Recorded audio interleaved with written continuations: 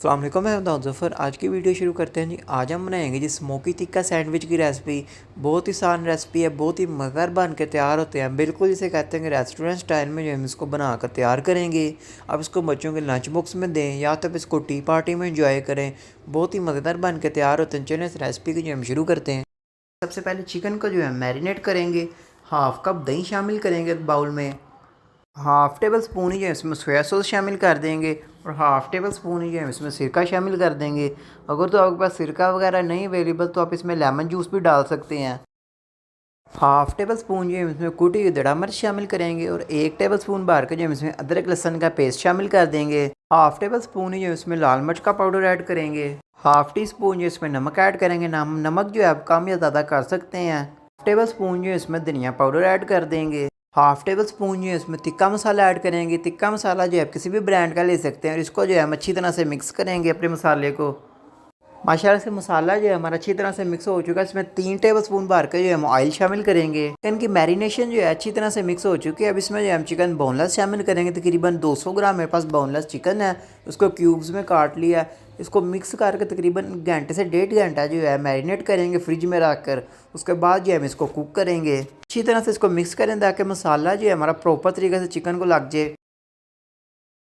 तकरीबन 1.5 से 2 घंटा हो चुका है हमारे चिकन को मैरिनेट हुए। अब इसको जो है हम कुक करते हैं। एक कढ़ाई ले लेंगे। कढ़ाई में जो है हम 4 टेबल स्पून घी शामिल करेंगे।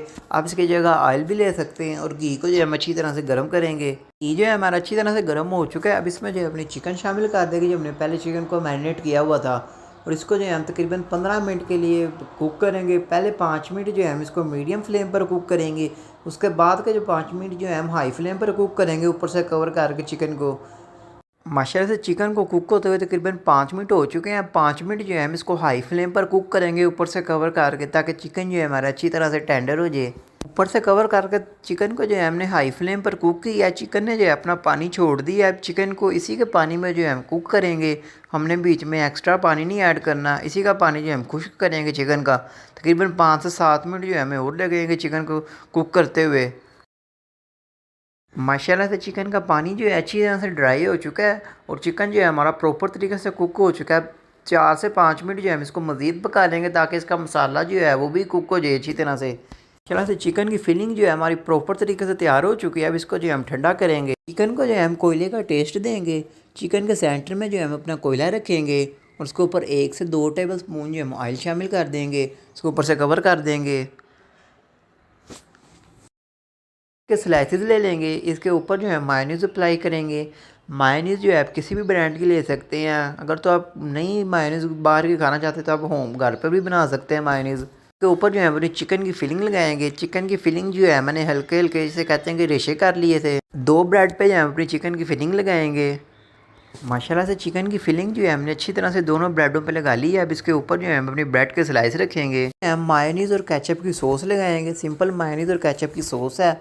अच्छी तरह से दोनों ब्रेडों के ऊपर लगा देंगे। से जो है हम सॉस अप्लाई करेंगे। अगर तो आप सॉस ज़्यादा खाना पसंद करते हैं तो आप ज़्यादा लगा सकते हैं। माशाल्लाह से सॉस जो है हमने अपनी अच्छी तरह से लगा ली है ब्रेडों के ऊपर।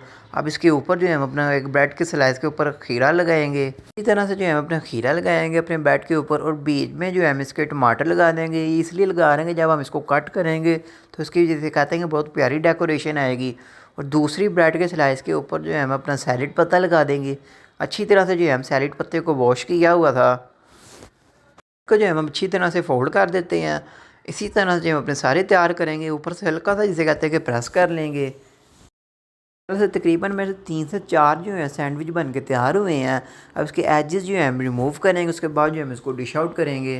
पहले सैंडविच की कटिंग जो है हमने अच्छी तरह से कर ली है। अब इसको टी पार्टी में इंजॉय करें या तो इसको बच्चों के लंच बॉक्स में दें। अगर तो वीडियो पसंद है तो इसको लाइक करें, शेयर करें, सब्सक्राइब कर दें। मिलते हैं अगली वीडियो में। अल्लाह हाफिज़।